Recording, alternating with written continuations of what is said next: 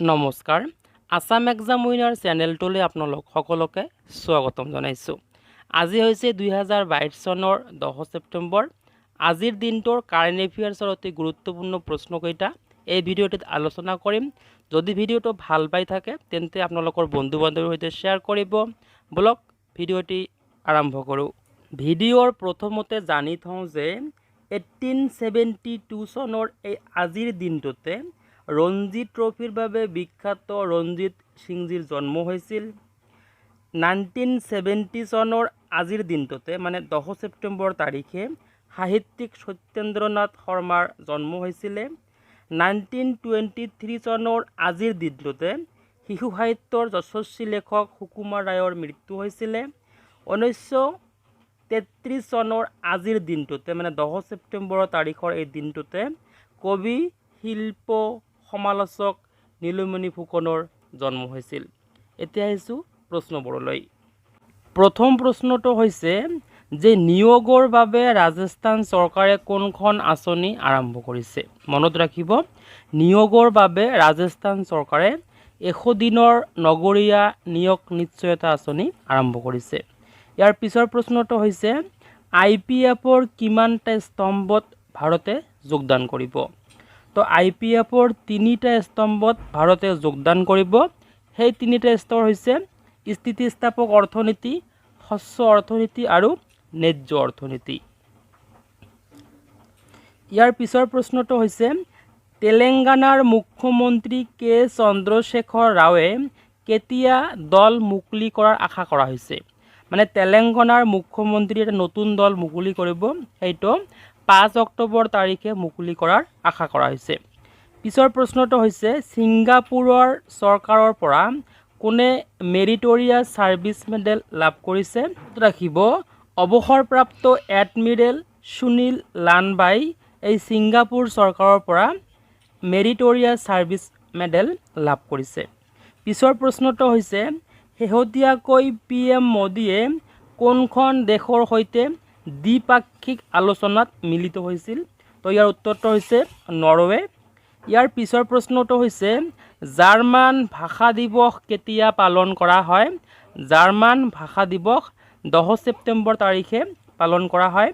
ইয়াৰ পিছৰ প্ৰশ্নটো হৈছে বিশ্ব আত্মহত্যা প্ৰতিৰোধ দিৱস কেতিয়া পালন কৰা হয়? তো ইয়াৰ উত্তৰটো হৈছে 10 ছেপ্টেম্বৰ তাৰিখে। প্ৰতি বছৰৰ 10 ছেপ্টেম্বৰ তাৰিখে বিশ্ব আত্মহত্যা প্ৰতিৰোধ দিৱস পালন কৰা হয়। পিছৰ প্ৰশ্নটো হৈছে যে গুগলে কেতিয়া এই ফল্ডেবল ফোনটো মুকলি কৰিব? তো ইয়াৰ উত্তৰ হৈছে 2023 চনত। ইয়াৰ পিছৰ প্ৰশ্নটো হৈছে যে কোনটো বৈদ্যুতিক মালবাহী প্লেটফৰ্ম নীতি আয়োগে মুকলি কৰিছে? তো মনত ৰাখিব ফাৰ্ষ্ট ইণ্ডিয়া বৈদ্যুতিক মালবাহী প্লেটফৰ্ম নীতি আয়োগে মুকলি কৰিছে। ইয়াৰ পিছৰ প্ৰশ্নটো হৈছে যে পৰৱৰ্তী ৰাষ্ট্ৰসংঘৰ মানৱ অধিকাৰ মুৰব্বী হিচাপে কাক নিযুক্তি দিয়া হ'ব? তো ইয়াৰ উত্তৰটো হৈছে ভলকাৰ টাৰ্ক। ইয়াৰ পিছৰ প্ৰশ্নটো হৈছে যে বুৰুন্দিৰ নতুন প্ৰধানমন্ত্ৰী হিচাপে কাক নিযুক্তি দিয়া হৈছে? তো ইয়াৰ উত্তৰটো হৈছে গেৰভাইছ ইন্দিৰা কবুকা। ইয়াৰ পিছৰ প্ৰশ্নটো হৈছে অহা সপ্তাহত অৰ্থনৈতিক আলোচনাৰ বাবে কোনখন দেশ ভ্ৰমণ কৰিব আমেৰিকাৰ সচিব এণ্টনি ব্লিংকেনে? তো ইয়াৰ উত্তৰটো হৈছে মেক্সিকো দেশ ভ্ৰমণ কৰিব। ইয়াৰ পিছৰ প্ৰশ্নটো হৈছে যে এগ্ৰি বাজাৰে কৃষি বিত্তীয় সাহায্যৰ বাবে কোনখন কাৰ্ড মুকলি কৰিছে? তো কিষাণ সফলতা কাৰ্ড মুকলি কৰিছে এগ্ৰি বাজাৰে। ইয়াৰ পিছৰ প্ৰশ্নটো হৈছে অগ্লিভিৰ নতুন গ্লোবেল CEO হিচাপে কাক নিযুক্তি দিয়া হৈছে? তো ইয়াৰ উত্তৰটো হৈছে দেৱিকা বুলচন্দনী। ইয়াৰ পিছৰ প্ৰশ্নটো হৈছে আইনক্স একত্ৰীকৰণক লৈ কেতিয়া শ্বেয়াৰ হোল্ডাৰসকলৰ সৈতে বৈঠক অনুষ্ঠিত কৰিব PVRয়ে? তো ইয়াৰ উত্তৰটো হৈছে 11 অক্টোবৰ তাৰিখে। ইয়াৰ পিছৰ প্ৰশ্নটো হৈছে যে ভাৰত ইলেক্ট্ৰনিক্স লিমিটেডৰ নতুন CMD হিচাপে কাক নিযুক্তি দিয়া হৈছে? তো ইয়াৰ উত্তৰটো হৈছে দীনেশ কুমাৰ বাত্ৰ।